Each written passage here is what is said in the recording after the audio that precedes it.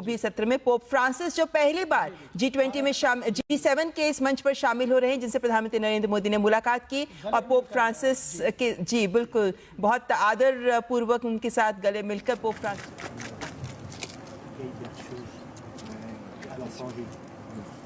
rappelle les chômeurs.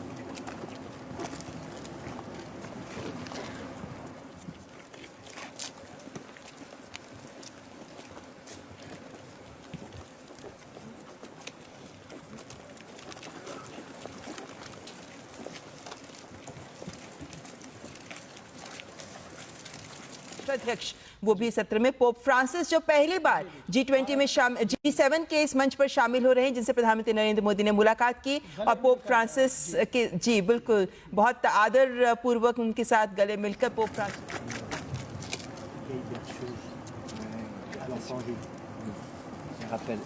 les chômeurs.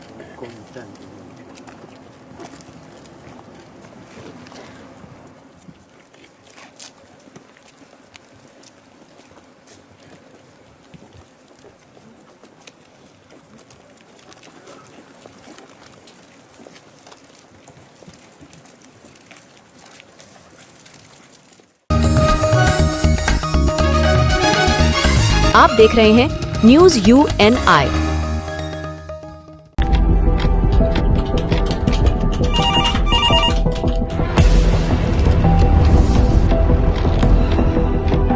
क्या? ठीक है, हम लोग अभी आ रहे हैं। राजनीति के राज जनता तक पहुंचाना आसान नहीं है।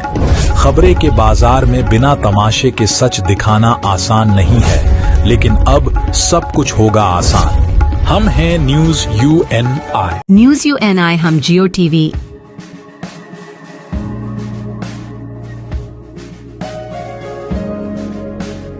ई बाबा,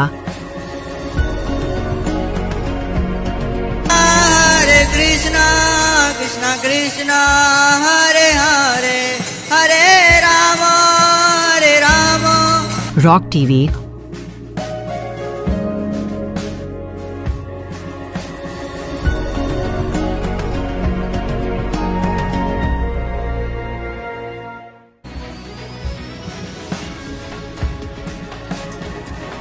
और प्ले ऑन TV पर उपलब्ध हैं। हरे कृष्णा कृष्णा कृष्णा हरे हरे हरे राम हरे राम।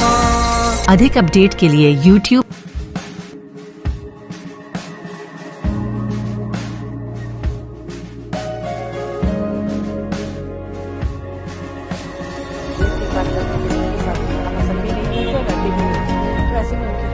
और Facebook पर फॉलो करें।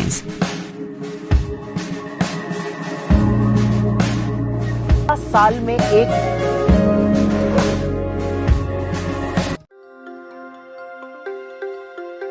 क्या आपको हर वक्त तलाश है उस आदमी की जो कुत्ते को काटे? इस समय बिहार के राज्यपाल का ये बयान सुर्खियां बटोर रहा है। दरअसल राज्यपाल आरिफ मोहम्मद खान से जब पत्रकारों ने सवाल किया कि AIMIM के चीफ असुद्दीन ओवैसी वक्फ कानून को लेकर कह रहे हैं कि हमारी मस्जिदें छीनी जा रही हैं, हमारा घर छीना जा रहा है, इस पर आप क्या कहना चाहोगे? इसके बाद बिहार के राज्यपाल आरिफ मोहम्मद खान ने जो कहा वो सचमुच कुछ अजीब बयान है। सुनिए आप। क्या आपको हर वक्त तलाश है उस आदमी की जो कुत्ते को काटे? मैं उसको इग्नोर करता हूं, मैं इस बात का जवाब नहीं देना चाहता। आपको बता दें कि AIMIM चीफ वक्फ संशोधन कानून के मुखर विरोधी रहे हैं, यहां तक कि वो इस कानून को सुप्रीम कोर्ट में चैलेंज करने वाले पिटिशनरों में भी शामिल हैं। वक्फ कानून को लेकर उनका किस तरह का स्टैंड रहा है, चलिए सुनाते हैं। हमारी पार्टी का और all India Muslim personal law board का ये स्टैंड रहा है कि ये पूरा कानून काला कानून है, ये अनकॉन्स्टिट्यूशनल है। इसलिए अनकॉन्स्टिट्यूशनल है ये कि फंडामेंटल राइट्स को वायलेट करता है, चाहे आर्टिकल 14 हो, 15 हो, 25 और 26 और 29 हो। तो ये जो इंटरिम ऑर्डर है, इससे हटकर हम इसको कॉशियसली देखते हैं। क्यों देखते हैं? क्योंकि इसमें करीब 45-48 अमेंडमेंट्स हैं। एक अमेंडमेंट ऐसा है कि अभी जब हम बात कर रहे हैं, लिमिटेशन एक्ट अप्लाई हो रहा है, तो जितने लोग लैंड ग्रैबर्स हैं या एंक्रोचर्स हैं वो मालिक बन रहे हैं। और फिर वफ इवैक्यू प्रॉपर्टीज जो है वो खास तौर से देश में पूरी जगह पर और पंजाब हरियाणा में बहुत है, वो अब गवर्नमेंट कस्टोडियन में चले आएंगे, तो वक्फ बोर्ड से हम उसको लूज कर रहे हैं। तीसरा यह है कि सेक्शन 2 में जो ट्रस्ट एक्ट है, जो सुप्रीम कोर्ट ने जजमेंट में कहा था कि वो वक्फ की प्रॉपर्टी है, गवर्नमेंट ने सेक्शन 2 के जरिए पूरे ट्रस्ट को निकाल दिया वक्फ से।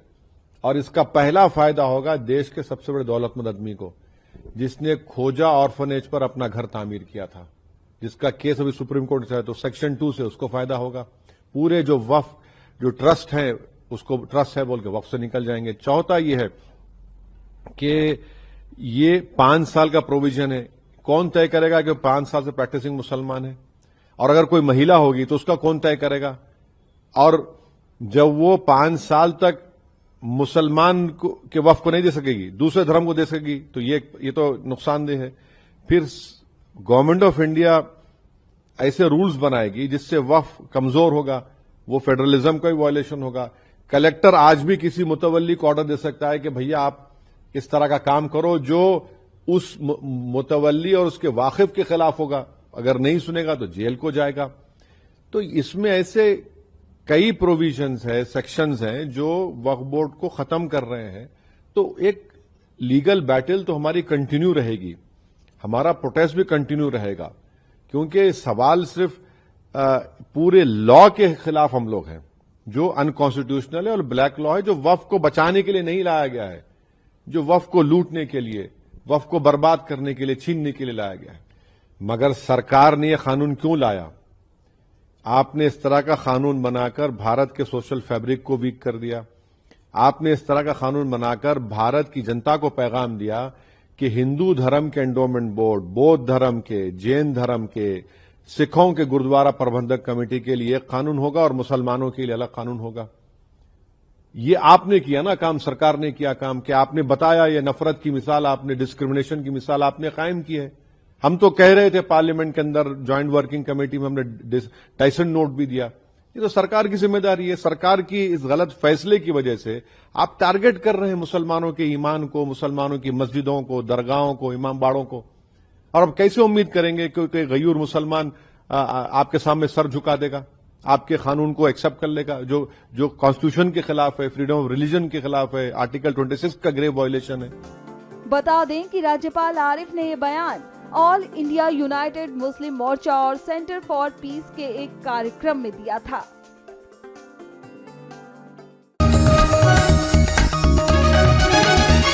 आप देख रहे हैं news UNI। Wellman Finance is a personal finance platform focused on empowering and serving millennials to take a well-informed decision while buying a financial product like home loan, car loan, business loan, personal loan, SME loans, insurance, etc. For further details, contact us. News UNI हम जियो TV,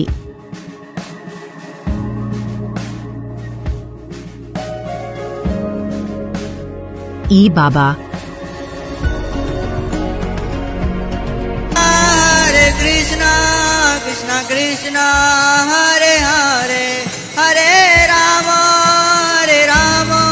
rock TV,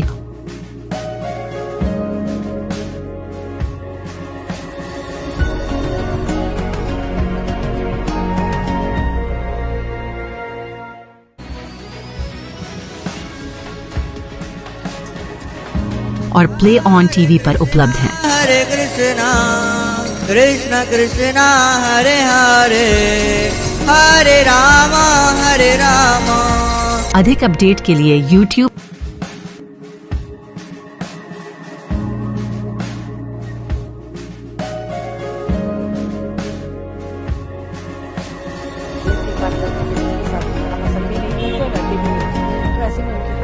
और Facebook पर follow करें।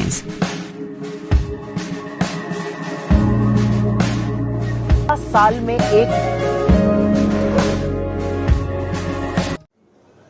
आज दिल्ली की मुख्यमंत्री रेखा गुप्ता आदर्श नगर विधानसभा क्षेत्र के धीरपुर स्थित संकल्प भवन में संकल्प बालिका छात्रावास के उद्घाटन समारोह में शामिल होने पहुंची।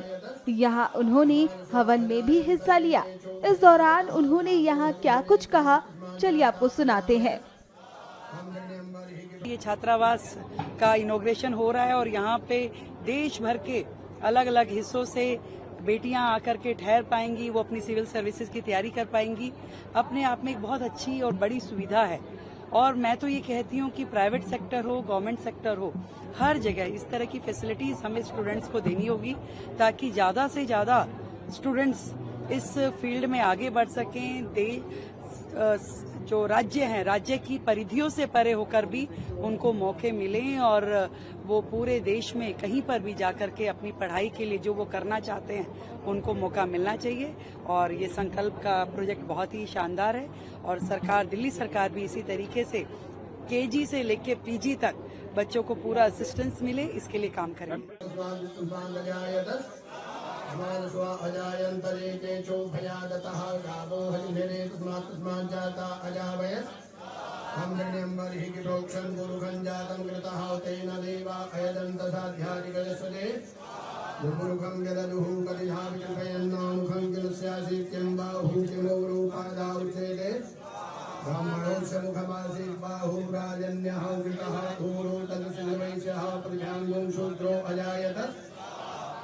चंद्रमा मनसो जात चक्षुः सूर्यो अजायत श्रोत्रात् वायुः प्राणसमुखात् निरजायत।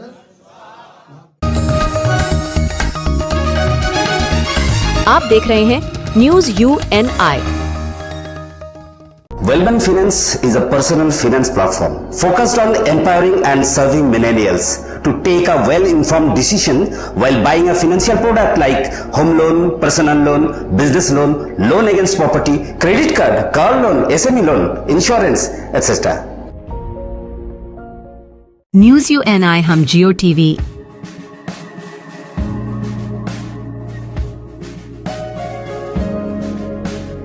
ई बाबा कृष्णा कृष्णा कृष्णा हरे हरे हरे राम रॉक टीवी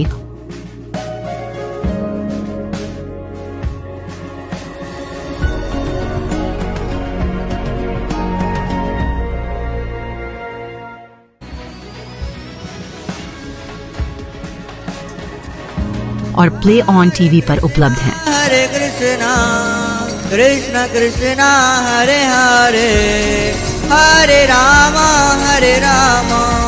अधिक अपडेट के लिए YouTube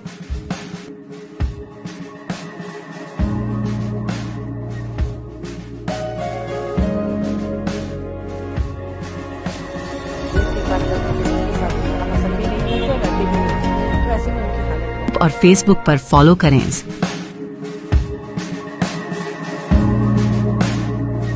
साल में एक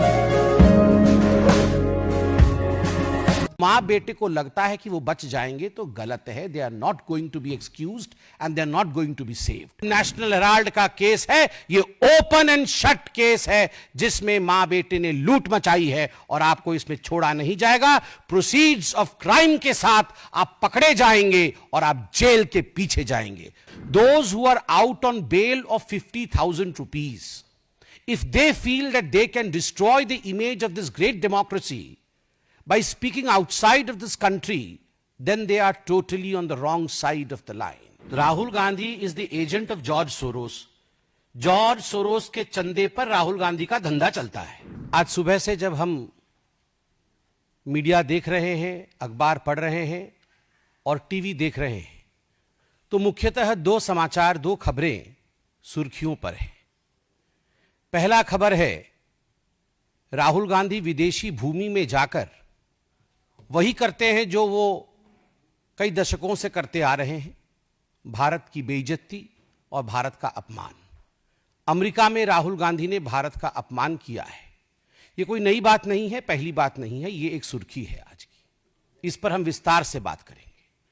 और दूसरी बड़ी खबर है कि आज से कांग्रेस के तमाम बड़े नेता चोर मचाए शोर, ये देश के भिन्न भिन्न भागों में जाकर आज से प्रेस कॉन्फ्रेंस करेंगे मां बेटे को बचाने के लिए। जो ईडी ने सोनिया जी और राहुल जी को नामांकित किया है, बाय नेम मेंशन किया है अपने चार्जशीट में, उन दोनों के खिलाफ जो कार्यवाही हो रही है कोर्ट में, अभी सुनवाई है 25 तारीख को, और आगे जो कार्यवाही होने की संभावनाएं हैं, दोनों जेल जा सकते हैं और जाना भी चाहिए। जब देश को लूटा है तो जेल जाएंगे ही। वैसे में पूरे देश में एक माहौल बनाने का, एक अशांत माहौल बनाने का प्रयास कांग्रेस पार्टी करेगी। आज इन दोनों विषयों पर विस्तार से बात करेंगे। राहुल गांधी ने अमेरिका में किस प्रकार से भारत और इलेक्शन कमीशन को बदनाम करने की कोशिश की, मैं उस विषय पर आऊं, मगर उससे पहले मैं राहुल गांधी जी को एक बात स्पष्ट रूप से कहना चाहता हूं और देशवासियों को भी कहना चाहता हूं कि जो व्यक्ति और इनकी माताश्री 50,000 के मुचलके पर बेल पर बाहर हो, वो जाकर विदेश की धरती पर हिंदुस्तान को अपमानित करे और उन्हें लगता हो कि लोग उस पर विश्वास करेंगे, तो वो उनका भ्रम है।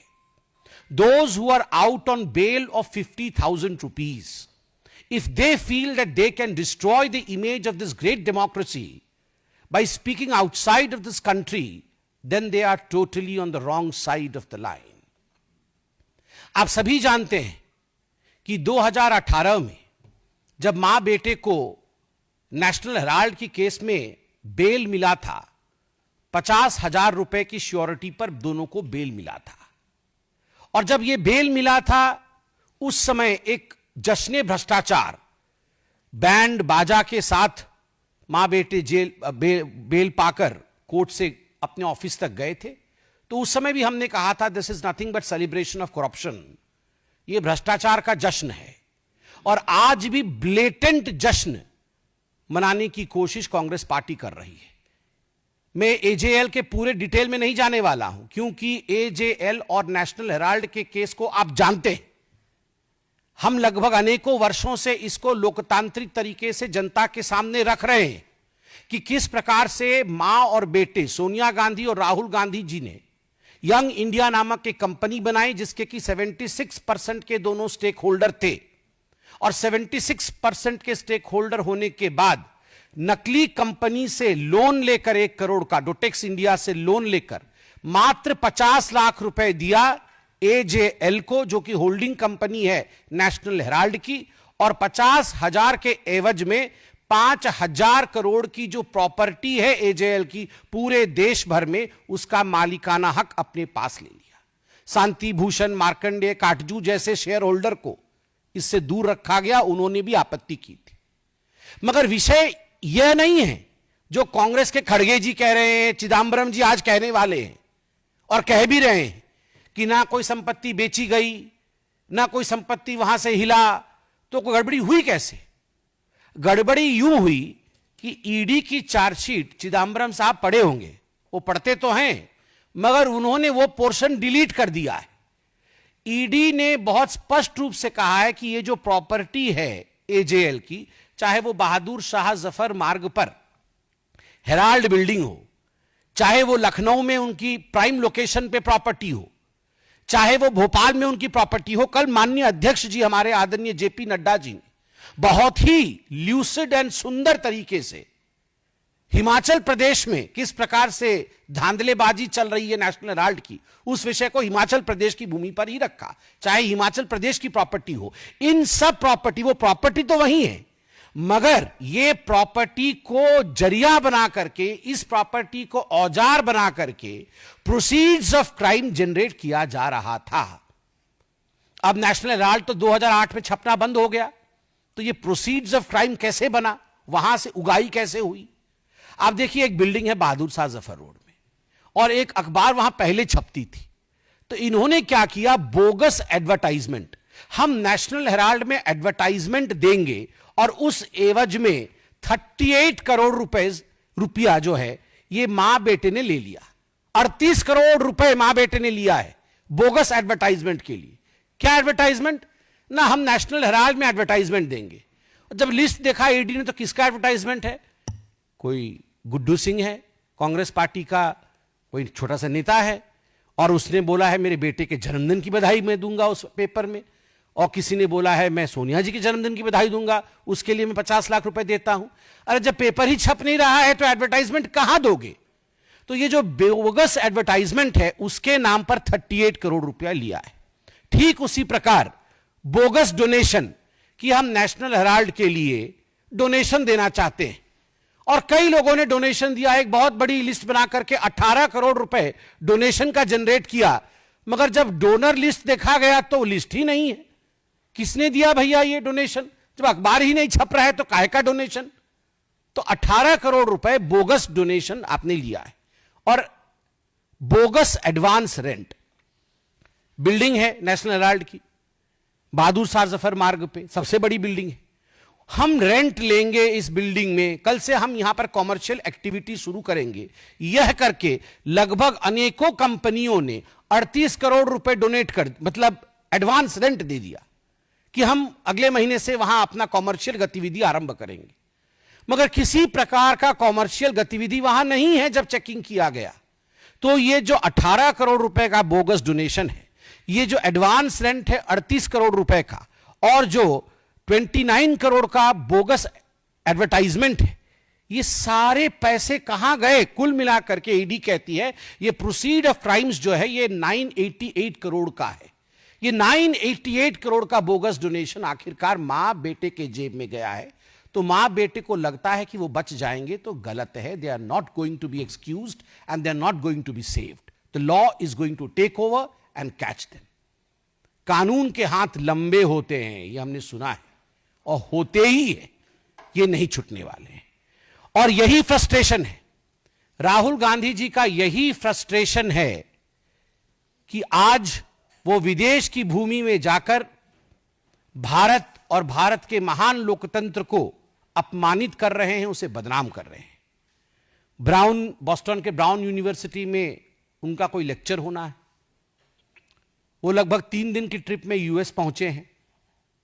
और विडंबना देखिए, जब यूएस के उपराष्ट्रपति भारत में हैं, उस समय यूएस की भूमि में जाकर भारत को अपमानित और भारत के लोकतंत्र के खिलाफ कहना, यह आदत ऐसी ही है कांग्रेस पार्टी की।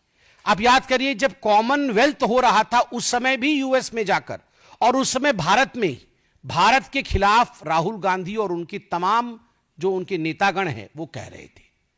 राहुल जी अमेरिका में जाके इलेक्शन कमीशन को कॉम्प्रोमाइज्ड बताते हैं। वो कहते हैं कि महाराष्ट्र के चुनाव में जिस प्रकार का मतदान हुआ वो एक तरह से फर्जीवाड़ा था। महाराष्ट्र में भारतीय जनता पार्टी को और उनके अलाइज को जीतना नहीं था, और कहीं ना कहीं इलेक्शन कमीशन ने हमारे साथ समझौता किया। मैं राहुल जी से पूछना चाहता हूं, राहुल जी, झारखंड भी तो उसी समय चुनाव हुआ था, क्या आपने इलेक्शन कमीशन के साथ झारखंड में समझौता किया था? आप एक बार सोरेन जी से पूछिए, क्या उन्होंने समझौता किया था इलेक्शन कमीशन से? प्रियंका वाड्रा उसी चुनाव में जो बाई इलेक्शन हुए थे, उसी समय उसी कालखंड में जो बाई इलेक्शन हुए थे, उस बाई इलेक्शन में वो जीत के सदन में आई पैलेस्टाइन का बैग टांग करके। आप बताइए, क्या प्रियंका वाड्रा ने रॉबर्ट वाड्रा की मध्यस्थता से इलेक्शन कमीशन के साथ कोई कॉम्प्रोमाइज किया तभी उसकी जीत हुई, या वो अपने मेहनत पर जीत कर आई?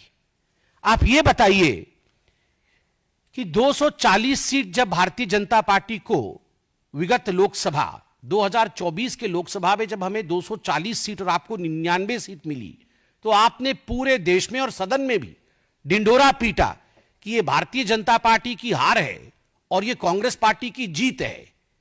तो was the election commission compromise then? आपने ये जो जश्न मनाया था, क्या हम कॉम्प्रोमाइज थे? और ठीक उसी प्रकार महाराष्ट्र में लोकसभा में हमें 9 सीटें मिली और आपके गठबंधन को हमसे अधिक मिली थी, तो was the election commission compromise then by you? केवल इतना ही नहीं, आपने सामने बैठा करके सदन में, अयोध्या सीट हम हार गए, इस प्रकार से आपने पूरा सेलिब्रेशन किया, क्या इसके पीछे आपका किसी प्रकार का कॉम्प्रोमाइज था इलेक्शन कमीशन के साथ? किस प्रकार से यह संभव हुआ? क्योंकि भारत में आज फ्री एंड फेयर इलेक्शन होता है, भारत में आज सजीव लोकतंत्र है, इसी कारण यह संभव हुआ। विदेश की भूमि में जाकर भारत पर इस प्रकार हमले करने वाला राहुल गांधी याद रखे कि वो 50,000 की बेल पर बाहर है, वो गुनहगार है, वो भ्रष्ट है, उसने चोरी की है, डकैती की है। नेशनल हेराल्ड का केस चोरी का केस नहीं है, डकैती का केस है। 5,000 करोड़ की प्रॉपर्टी का मात्र 50 लाख रुपए देकर और 440 करोड़ रुपए का इनकम टैक्स गबन करके उसे चोरी और भ्रष्टाचारी नहीं कहते हैं, वो डकैती होती है। मां बेटे ने डकैती की है और डकैती करने के बाद इनकी इतनी हिम्मत है कि विदेश की भूमि में जाकर आप हिंदुस्तान के लोकतंत्र के ऊपर उंगली उठाते हैं। राहुल गांधी, आपसे नहीं हो पाएगा हिंदुस्तान में राजनीति, तो जाकर के किसी और देश से चुनाव लड़िए, मगर जिस थाली में खाते हैं अगर उस थाली में आप छेद करेंगे तो आप देशद्रोही कहलाएंगे। You are a traitor. Rahul Gandhi traitor हैं, केवल इसलिए नहीं क्योंकि विदेश की भूमि में जाकर देश की संस्थाओं का अपमान करते हैं और देश के लोकतंत्र को हीन बताते हैं, वो इसलिए भी ट्रेटर हैं क्योंकि देश की संपत्ति का करोड़ों करोड़ रुपए नेशनल हेराल्ड के माध्यम से उन्होंने गबन किया है और केवल अपने सहूलियत के लिए, अपने आराम के लिए गबन किया है। और याद रखिए राहुल गांधी, आप और आपकी माताश्री बचने वाली नहीं है। ईडी के गुस्से को ईसी पर निकाल रहे हो, एनफोर्समेंट डायरेक्टरेट के गुस्से को आप इलेक्शन कमीशन पर निकाल रहे हो, इससे कुछ नहीं होगा। 2 दिन आप पन्नों पे छपोगे, अखबारों में आओगे, मगर ईडी आपको छोड़ेगी नहीं, क्योंकि तथ्य के आधार पर एजेंसीज काम करते हैं और तथ्य ओपन एंड शट केस का है। यह जो नेशनल हेराल्ड का केस है, यह ओपन एंड शट केस है जिसमें मां बेटे ने लूट मचाई है और आपको इसमें छोड़ा नहीं जाएगा। प्रोसीड्स ऑफ क्राइम के साथ आप पकड़े जाएंगे और आप जेल के पीछे जाएंगे। डॉक्टर साहब, अभी हाल में अमेरिका के एक अधिकारी ने भी ईवीएम पर सवाल खड़ा किया था और राहुल गांधी अमेरिका जाकर चुनाव आयोग पर सवाल खड़ा कर रहे हैं, इसको आप कहीं से कनेक्ट भी कर रहे हैं क्या? देखिए, राहुल गांधी जॉर्ज सोरोस के एजेंट हैं। Rahul Gandhi is the agent of George Soros.